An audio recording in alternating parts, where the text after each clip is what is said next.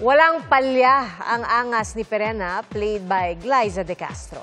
Maraming namangha sa kanyang mga fight scenes sa Encantadia Chronicles Sangre, lalo na kanyang pag-backflip. Resulta raw ito ng pinagdaanan niyang training.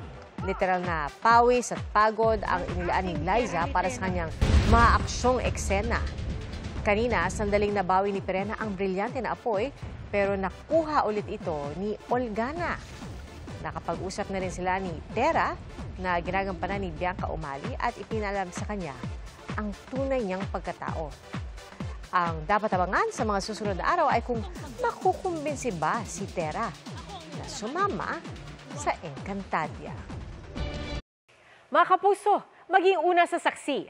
Mag-subscribe sa GMA Integrated News sa YouTube para sa iba't ibang balita.